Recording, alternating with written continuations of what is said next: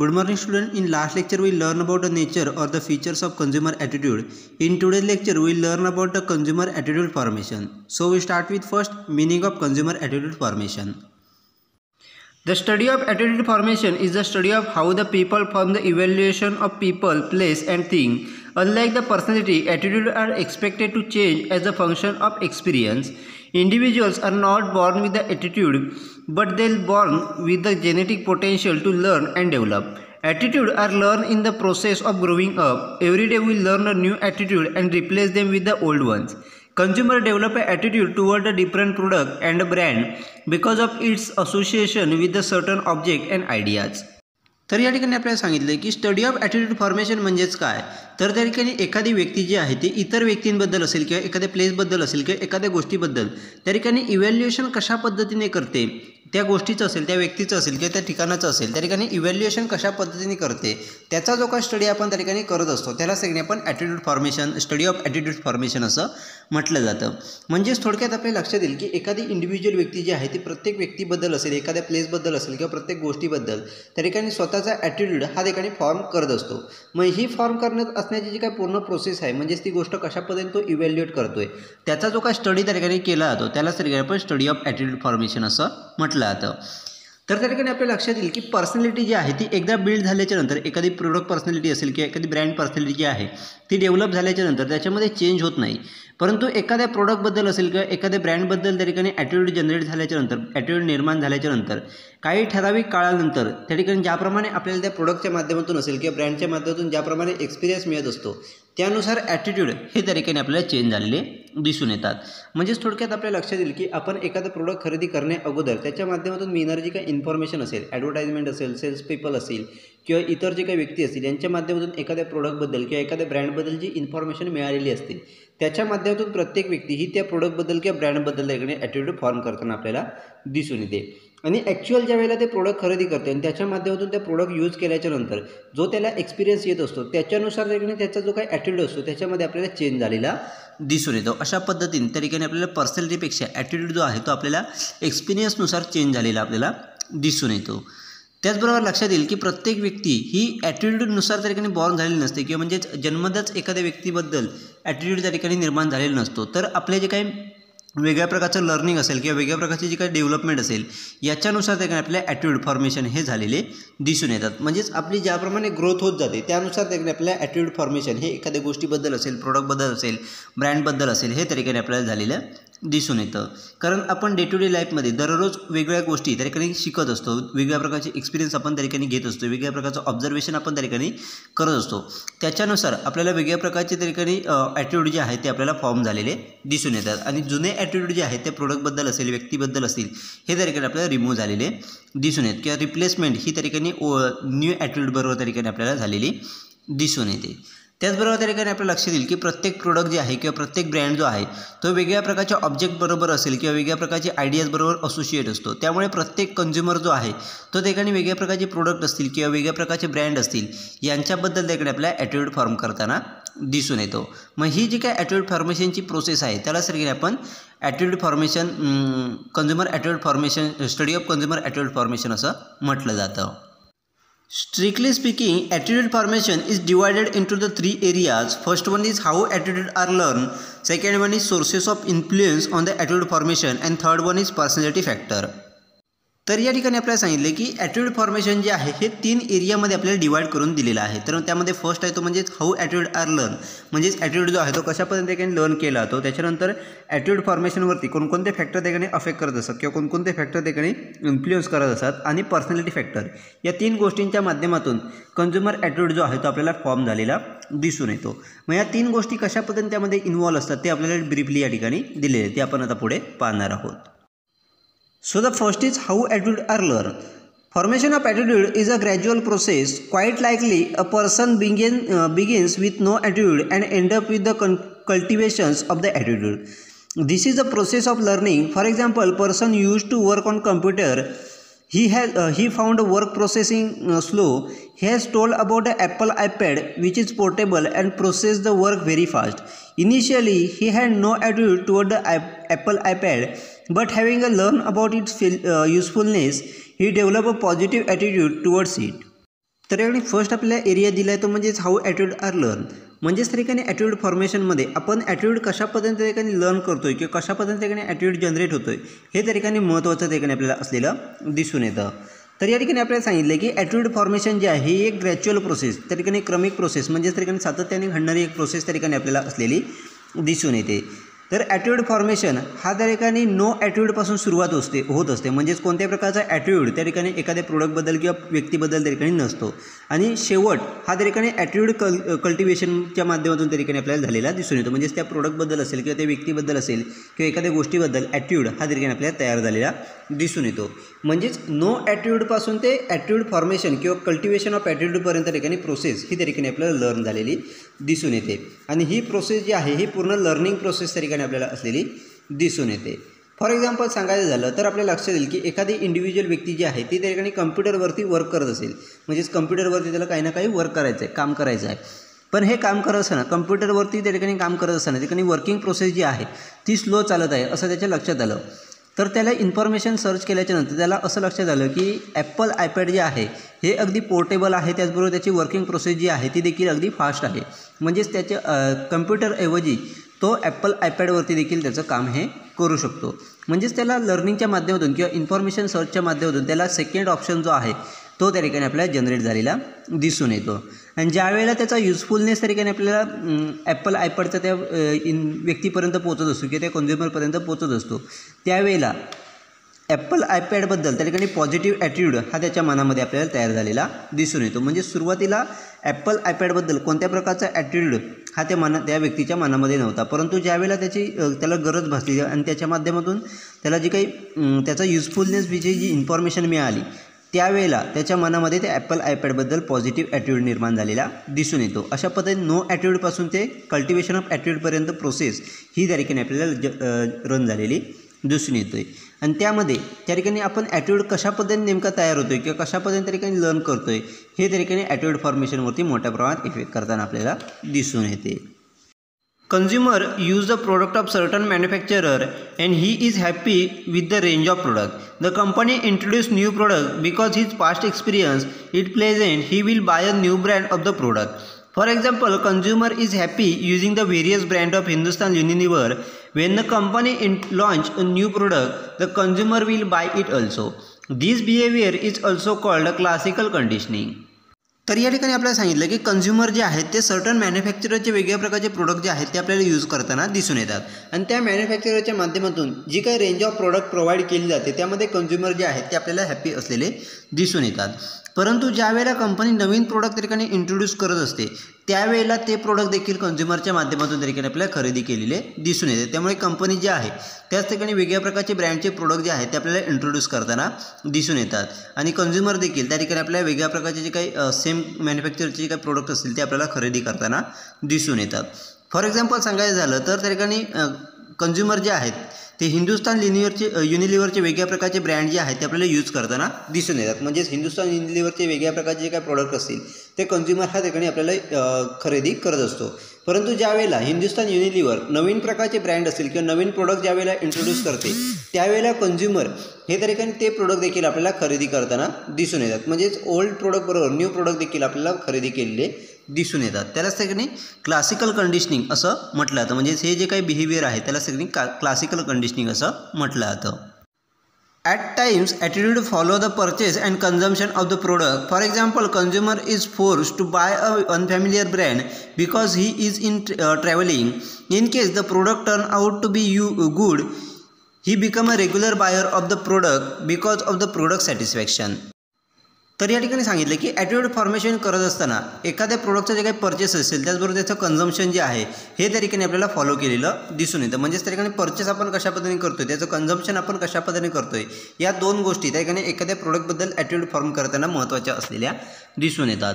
म्हणजेच for example सांगायचं झालं तर एखादा कन्झ्युमर हा ट्रॅव्हलिंग करत असताना त्या ठिकाणी वेगळ्या प्रकारचे प्रोडक्ट जे आहेत म्हणजेच अनफॅमिलियर ब्रँड जे आहेत ते त्याला फोर्स केलेले दिसून येतात. म्हणजेच पर्चेसिंगसाठी त्याला भाग पाडलेलं दिसून येतं. आणि ज्यावेळेला ते प्रोडक्ट यूज केल्याच्या नंतर कन्झ्युमर जर त्या ठिकाणी सॅटिस्फाईड होत असेल त्या प्रोडक्टपासून असेल किंवा त्याची काही सर्व्हिस असेल त्याच्यापासून जर त्या ठिकाणी सॅटिस्फाईड होत असेल तर तो कन्झ्युमर जो आहे तर ते प्रोडक्ट रेग्युलरली आपल्याला बाय करताना दिसून येते. म्हणजेच जे काही अनफॅमिलियर ब्रँड जे आहेत ते अगदी फॅमिलियर ब्रँड त्या ठिकाणी आपल्याला झालेले दिसून येतात आणि रेग्युलर परचेस त्याचा आपल्याला केलेला दिसून येतो. अशा पद्धतीने प्रोडक्टचा परचेस आणि त्याचं कन्झम्पशन या दोन गोष्टी ज्या आहेत त्या एखाद्या प्रोडक्टबद्दल असेल किंवा एखाद्या ब्रँडबद्दल ॲटिट्यूड फॉर्मेशनमध्ये महत्त्वाचे असलेले आपल्याला दिसून येतात. अशा पद्धतीने आपण ॲटिट्यूड कशा पद्धतीने लर्न करतोय, कोणत्या गोष्टीच्या माध्यमातून आपण ॲटिट्यूड फॉर्म करतोय, हे त्या ठिकाणी आपल्या ॲटिट्यूड फॉर्मेशनमध्ये महत्त्वाचे असलेलं दिसून येतं. Next is source of influence on attitude formation. म्हणजेच या ठिकाणी आपल्याला नेक्स्ट एरिया दिला तर म्हणजे sources of influence on attitude formation. म्हणजेच ॲटिट्यूड फॉर्मेशनवरती कोणकोणत्या प्रकारचे सोर्स जे आहेत ते इन्फ्लुएन्स करतात ते या ठिकाणी आपल्याला दिलेले आहेत. त्याचा देखील आपल्या ॲटिट्यूड फॉर्मेशनमध्ये महत्त्वाचा पार्ट त्या ठिकाणी असलेला आपल्याला दिसून येतो. मग हे सोर्स कोणकोणते आहेत ते आपण आता पुढे पाहणार आहोत. So the first is personal experience. As the saying goes, the experience is the best teacher. Consumer evaluate the product and service based on the personal experience. Some marketers understand the importance of personal experience and offer a free sample or discount coupon to motivate the consumer to try their product. Amul is a reputed brand. Its scheme this summer related to ice cream, buy one get one free, which has clicked in the big way. The satisfied consumer give a mouth-to-mouth publicity. तर या ठिकाणी first आपल्याला source दिला आहे तो म्हणजेच personal experience. तर experience हा त्या ठिकाणी बेस्ट टीचर त्या ठिकाणी आपल्याला असलेला दिसून येतो. म्हणजे आपल्याला एखाद्या गोष्टीबद्दलचा आलेला एक्सपिरियन्स याच्या माध्यमातून आपण वेगवेगळ्या प्रकारच्या गोष्टी या ठिकाणी शिकत असतो. त्यामुळे प्रत्येक गोष्टीबद्दलचा एक्सपिरियन्स हा ठिकाणी बेस्ट टीचर त्या ठिकाणी आपल्याला असलेला दिसून येतो. त्याचबरोबर कन्झ्युमर जे आहेत ते त्यांच्या पर्सनल एक्सपिरियन्सनुसार त्यांना जो काही पर्सनल एक्सपिरियन्स आलेला असेल त्याच्यानुसारच त्या ठिकाणी वेगळ्या प्रकारचे प्रोडक्ट असतील किंवा वेगळ्या प्रकारच्या सर्व्हिसेस असतील त्या इव्हॅल्युएट आपल्याला करताना दिसून येतात. त्यामुळेच प्रत्येक मार्केटर जो आहे हे त्या ठिकाणी कन्झ्युमर एक्सपिरियन्स जे आहेत किंवा पर्सनल एक्सपिरियन्सचे इम्पॉर्टन्स त्या ठिकाणी अंडरस्टँड करून त्यानुसार कन्झ्युमरला वेगळ्या प्रकारच्या प्रोडक्टच्या ठिकाणी फ्री सॅम्पल्स असतील किंवा कुपन्स असतील, डिस्काउंट कुपन हे त्या ठिकाणी प्रोव्हाइड केले जातात आणि त्याच्या माध्यमातून आपलं प्रोडक्ट जे आहे ते कन्झ्युमर कशा पद्धतीने ट्राय करतील याच्याकडे आपल्याला फोकस केलेला दिसून येतो. म्हणजेच कन्झ्युमरला आपलं प्रोडक्ट ट्राय करण्यासाठी त्या ठिकाणी फ्री सॅम्पलच्या माध्यमातून असेल किंवा डिस्काउंट कुपनच्या माध्यमातून मोटिवेट केलं जातं. फॉर एक्झाम्पल सांगायचं झालं तर अमूल ही त्या ठिकाणी रेप्युटेड ब्रँड आहे. तो समर वेकेशनमध्ये किंवा समर सीझनमध्ये त्या ठिकाणी आईस्क्रीमवर त्या ठिकाणी ऑफर देत असतो ती म्हणजेच by one get one free. म्हणजेच बाय वन गेट वन फ्रीच्या माध्यमातून आईस्क्रीम जे आहे ते त्या ठिकाणी सेल केलं जातं आणि ही जी ऑफर आहे ती मोठ्या प्रमाणात त्या ठिकाणी आपल्याला इस्टॅब्लिश झालेली किंवा रन झालेली आपल्याला दिसून येते किंवा सक्सेसफुल झालेली आपल्याला दिसून येते आणि त्याच्या माध्यमातून जे काही कस्टमर सॅटिस्फाईड होत असतात ते माउथ टू माउथ पब्लिसिटी जी आहे ती मोठ्या प्रमाणात आपल्याला करताना दिसून येतात. अशा पद्धतीने पर्सनल एक्सपिरियन्स जो आहे याच्या माध्यमातून त्याकडे प्रत्येक कन्झ्युमर हा प्रोडक्ट आणि सर्व्हिस इव्हॅल्युएट करत असतो आणि त्याचा बेनिफिट हा माउथ टू माउथ पॉलिसीसाठी मोठ्या प्रमाणात आपल्याला झालेला दिसून येतो. Next is influence of family and friend. Both the family and friend influence people in their role as a consumer. Family is the best school. Children learn the innumerable values in the family. Right from the childhood, they are taught about the evaluation of product. As they grown up, they become a vigilant buyer. In the later part of their life, they continue to use the same brand of the product. Many persons rely heavily on the friend for the advice, consulting, and guidance. Friendship groups are the informal group. Normally, they are unstructured without any authority. तर next ठिकाणी आपल्याला factor दिला तो म्हणजेच influence of family and friend. म्हणजेच त्या ठिकाणी प्रत्येक इंडिव्हिज्युअल व्यक्तीच्या बाईंग डिसिजनवरती त्याचे फॅमिली मेंबर्स असतील किंवा त्याचे फ्रेंड्स असतील यांचा इन्फ्लुएन्स त्या ठिकाणी आपल्याला झालेला दिसून येतो. म्हणजेच एखादा कन्झ्युमर जो आहे तो ठिकाणी वेगळ्या प्रकारचे प्रोडक्ट खरेदी करत असताना हाय कॉस्ट प्रोडक्ट असेल किंवा हाय इन्व्हॉल्वमेंट प्रोडक्ट खरेदी करत असताना त्या प्रोडक्टच्या खरेदीवरती किंवा त्याच्या बिहेवियरवरती त्याचे फॅमिली मेंबर्स असतील किंवा त्याचे जे काही फ्रेंड्स असतील यांचा त्या ठिकाणी मोठ्या प्रमाणात इन्फ्लुएन्स त्या ठिकाणी आपल्याला झालेला दिसून येतो. त्याचबरोबर आपल्याला लक्षात येईल की फॅमिलीच्या माध्यमातून प्रत्येक लहान मूल हे वेगळ्या प्रकारच्या गोष्टी या ठिकाणी आपल्याला शिकताना दिसून येतं. म्हणजेच अगदी लहान वयापासून त्या ठिकाणी लहान मुलाला त्या ठिकाणी शिकवलं जातं की कशा पद्धतीने प्रोडक्ट हे इव्हॅल्युएट केलं पाहिजे की कशा पद्धतीने प्रोडक्ट जे आहे ते आयडेंटिफाय केलं पाहिजे हे त्या ठिकाणी फॅमिलीमधून त्या व्यक्तीला शिकवलं जातं. म्हणजेच अगदी लहानपणापासून या गोष्टी त्या ठिकाणी आपल्याला शिकवल्या जातात आणि ज्याप्रमाणे ती व्यक्ती वाढत जाते किंवा ते लहान मूल वाढत जातं त्यानुसार त्याच ब्रँडचे प्रोडक्ट हे आपल्याला खरेदी करताना दिसून येतात किंवा एंटायर लाईफमध्ये त्या ठिकाणी त्याच ब्रँडचे प्रोडक्ट हे त्या ठिकाणी ती व्यक्ती खरेदी आपल्याला करताना दिसून येते. तर काही व्यक्ती ज्या आहेत ते त्यांच्या फ्रेंड्सवरती ठिकाणी डिपेंड असतात. म्हणजेच एखाद्या ॲडवाईस असेल किंवा कन्सल्टेशनसाठी असेल किंवा एखाद्या प्रोडक्टबद्दल गायडन्स त्या ठिकाणी हवा असेल तर काही व्यक्ती या त्यांच्या फ्रेंड्सवरती ठिकाणी आपल्याला डिपेंड असलेल्या दिसून येते. त्यांच्या फ्रेंड्सकडून त्या ठिकाणी वेगळ्या प्रकारची ॲडवाईस असेल, कन्सल्टिंग असेल किंवा गायडन्स घेताना आपल्याला दिसून येतात आणि त्याचा जो इफेक्ट आहे त्याच्या बाईंग बिहेवियरवरती आपल्याला झालेला दिसून येतो. तर अशा प्रकारचे जे काही फ्रेंडशिप ग्रुप आहेत ते अगदी इन्फॉर्मल त्या ठिकाणी ग्रुप असलेले आपल्याला दिसून येतात. अगदी स्ट्रक्चर ग्रुप जे आहेत कोणत्याही ऑथॉरिटीशिवाय त्या ठिकाणी तयार झालेले आपल्याला दिसून येतात. आणि हे जे काही फ्रेंडशिप ग्रुप आहेत त्यांच्या माध्यमातून मिळालेले जे काही ॲडवाईस असेल किंवा त्यांच्या माध्यमातून मिळालेला जो गायडन्स आहे त्याचा देखील त्या ठिकाणी कन्झ्युमर बिहेवियरवरती आपल्याला इफेक्ट झालेला दिसून येतो. त्याचबरोबर एखाद्या प्रोडक्टबद्दल असेल किंवा ब्रँडबद्दल ॲटिट्यूड फॉर्मेशनमध्ये त्याचा देखील आपल्याला इफेक्ट झालेला दिसून येतो. अशा पद्धतीने फॅमिली आणि फ्रेंड्स जे आहेत त्यांचा देखील ॲटिट्यूड फॉर्मेशनवरती आपल्याला इफेक्ट झालेला दिसून येतो. Next is direct marketing. Direct marketing is the popular method to inform the people about the product and services. It is the method of contracting consumer and potential consumer personally rather than using an indirect medium like billboards, print, TV, etc. Direct marketing is highly effective in the niche marketing, also known as the micro marketing. The message of the direct marketing is tailor-made to suit the need of the niche buyers. Direct marketing most follow the 3 guidelines. तर next ठिकाणी आपल्याला factor दिला तो म्हणजे direct marketing. तर direct marketing म्हणजेच काय, तर एखादी प्रोडक्ट असेल किंवा एखाद्या सर्व्हिसची इन्फॉर्मेशन जी आहे ही डायरेक्टली ठिकाणी कन्झ्युमरपर्यंत पोहोचवली जाते. किंवा एखाद्या प्रोडक्टबद्दल असेल किंवा एखाद्या सर्व्हिसबद्दल कन्झ्युमरला डायरेक्टली ठिकाणी आपल्याला इन्फॉर्म केलेलं दिसून येतं. त्यालाच ठिकाणी डायरेक्ट मार्केटिंग असं म्हटलं जातं. आणि याच्या माध्यमातून वेगवेगळ्या प्रकारचे जे काही कन्झ्युमर्स असतील म्हणजेच कॉन्ट्रॅक्टिंग कन्झ्युमर्स असतील त्याचबरोबर पोटेन्शियल कन्झ्युमर असतील यांना त्या ठिकाणी डायरेक्टली पर्सनली त्या ठिकाणी इन्फॉर्मेशन ही प्रोव्हाइड केली जाते. म्हणजेच इनडायरेक्ट मीडियापेक्षा म्हणजेच त्या ठिकाणी वेगळ्या प्रकारचे बिलबोर्ड्स असतील, प्रिंट असेल किंवा TV मीडिया असेल याच्या माध्यमातून इन्फॉर्मेशन प्रोव्हाइड करण्यापेक्षा त्या ठिकाणी डायरेक्टली त्या ठिकाणी पर्सनली त्या ठिकाणी इन्फॉर्मेशन जी आहे ही त्या ठिकाणी आपल्याला प्रोव्हाइड केलेली दिसून येते. तर डायरेक्ट मार्केटिंग जे आहे हे निश मार्केटिंगमध्ये सगळ्यात महत्त्वाचं इफेक्टिव्ह त्या ठिकाणी आपल्याला असलेलं दिसून येतं. आणि याच्या माध्यमातून अगदी योग्य अशी इन्फॉर्मेशन ही त्या ठिकाणी आपल्याला निश बायरपर्यंत किंवा आपल्या पोटेन्शियल कन्झ्युमरपर्यंत आपल्याला प्रोव्हाइड करायला मदत झालेली दिसून येते. तर डायरेक्ट मार्केटिंग करत असताना 3 गाईडलाईन फॉलो केल्या जातात. मग या 3 गाईडलाईन कोणकोणत्या आहेत त्या आपण आता पुढे पाहणार आहोत. So the first is insure direct marketing is the right method of the product or services being promoted.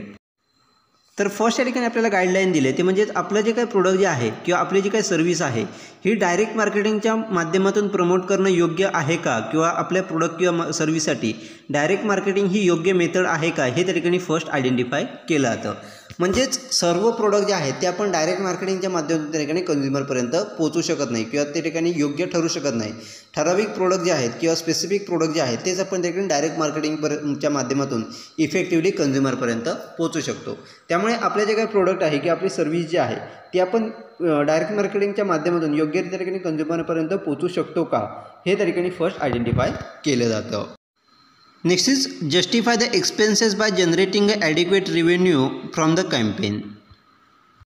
तर नेक्स्ट ठिकाणी आपल्याला सांगितले ते म्हणजेच ज्यावेळेला आपण डायरेक्ट मार्केटिंग करत असतो त्यावेळेला आपल्याला एक्सपेन्सेस किती होणार आहे आणि त्याच्या माध्यमातून आपल्याला रेव्हेन्यू किती जनरेट होणार आहे हे त्या ठिकाणी आयडेंटिफाय करणं गरजेचं असतं. म्हणजे आपल्याला डायरेक्ट मार्केटिंगसाठी एक्सपेन्स किती येणार आहे आणि त्याच्या माध्यमातून आपण किती प्रमाणात त्या ठिकाणी रेव्हेन्यू जनरेट करू शकतो हे त्या ठिकाणी आयडेंटिफाय करून त्यानुसारच त्या ठिकाणी आपल्याला डायरेक्ट मार्केटिंग करणं गरजेचं असतं. जर समजा त्या ठिकाणी आपल्याला डायरेक्ट मार्केटिंगसाठी एक्सपेन्स जास्त येत असेल, खर्च मोठ्या प्रमाणात येत असेल, परंतु त्या प्रमाणात रेव्हेन्यू जनरेट होणार नसेल तर ते कंपनीसाठी प्रॉफिट मिळू शकत नाही किंवा त्याच्या माध्यमातून कंपनीला लॉस होऊ शकतो. त्यामुळे आपल्याला किती प्रमाणात त्या ठिकाणी एक्सपेन्स येणार आहे आणि त्याच्या माध्यमातून किती प्रमाणात आपण रेव्हेन्यू जनरेट करणार आहोत हे त्या ठिकाणी आपल्याला आयडेंटिफाय करणं डायरेक्ट मार्केटिंगसाठी महत्त्वाचं असलेलं दिसून येतं. Next is approach direct marketing as a one aspects of the full marketing process.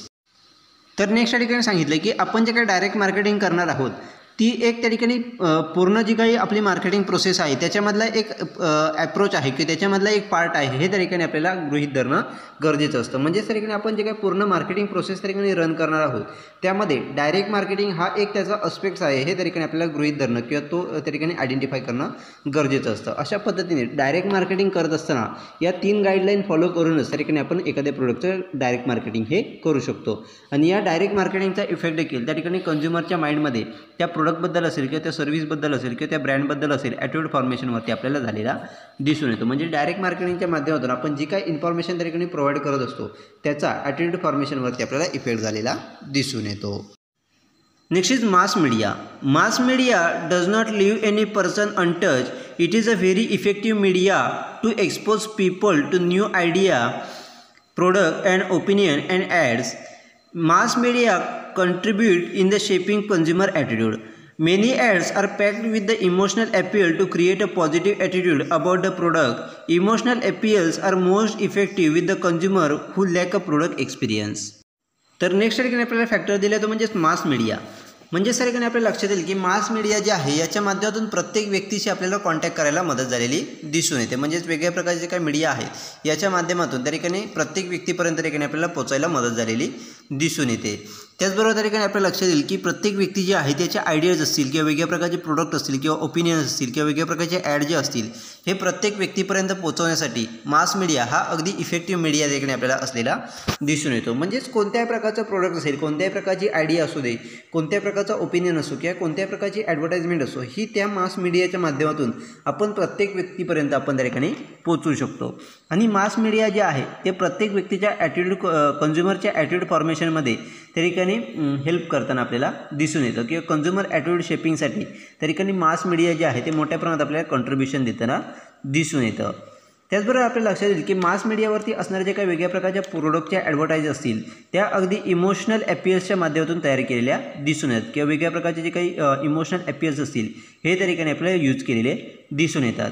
जेणेकरून त्या ठिकाणी इमोशनल ॲपियर्सच्या माध्यमातून एखाद्या प्रोडक्टबद्दल असेल किंवा ब्रँडबद्दल त्या ठिकाणी पॉझिटिव्ह ॲटिट्यूड जो आहे हा त्या ठिकाणी आपल्याला तयार करायला मदत झालेली दिसून येते. त्याचबरोबर एखाद्या प्रोडक्टबद्दल त्या ठिकाणी एखाद्या व्यक्तीला एक्सपिरियन्स नसेल किंवा त्या प्रोडक्टचा एक्सपिरियन्स जर घेतला नसेल तरी देखील इफेक्टिव्ह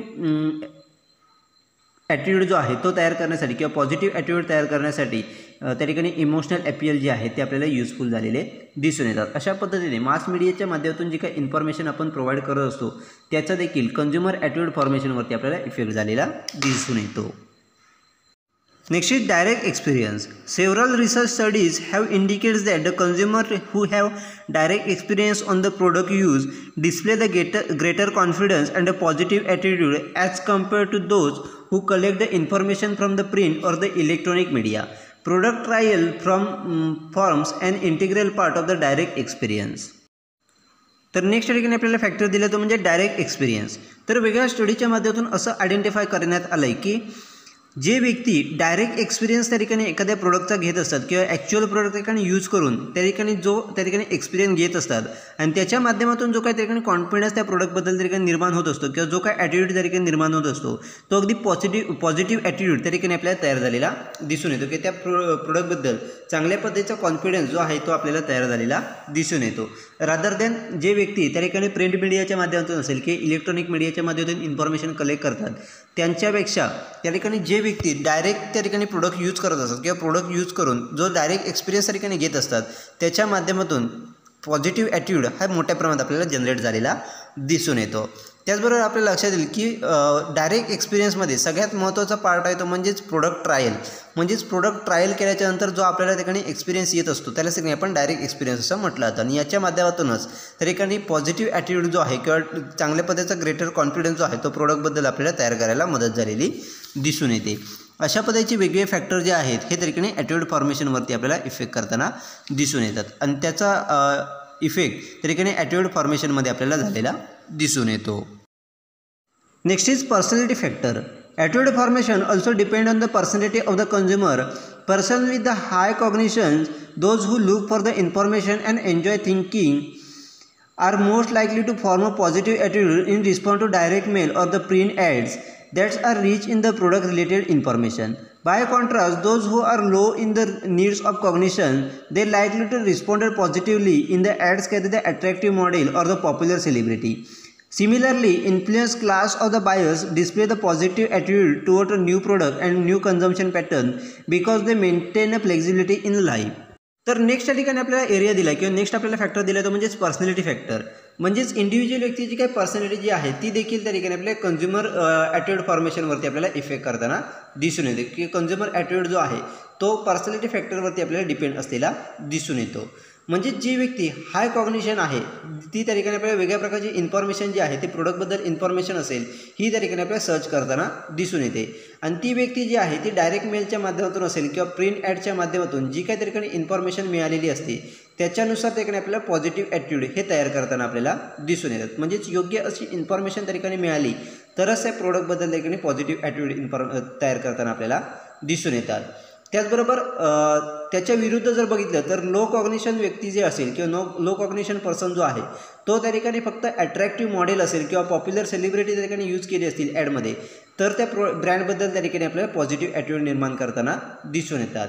त्याचबरोबर इन्फ्लुएंट क्लासचे व्यक्ती असतील ते त्या ठिकाणी आपल्याला न्यू प्रोडक्टबद्दल असेल किंवा न्यू कन्झम्पशन पॅटर्नबद्दल त्या ठिकाणी पॉझिटिव्ह ॲटिट्यूड त्या ठिकाणी आपल्याला दाखवताना दिसून येतात. कारण त्या ठिकाणी ते लाईफमध्ये नेहमी त्या ठिकाणी आपल्याला फ्लेक्झिबिलिटी जी आहे ते मेंटेन करताना दिसून येतात. नवीन नवीन प्रोडक्ट यूज करताना, त्याचबरोबर नवीन नवीन कन्झम्पशन पॅटर्न त्या ठिकाणी यूज करताना आपल्याला दिसून येतात. त्यामुळे त्या ठिकाणी नवीन प्रोडक्ट आल्याच्या नंतर किंवा नवीन कन्झम्पशन पॅटर्न आल्याच्या नंतर त्याच्याबद्दल पॉझिटिव्ह ॲटिट्यूड हा त्या ठिकाणी आपल्याला दाखवलेला दिसून येतो.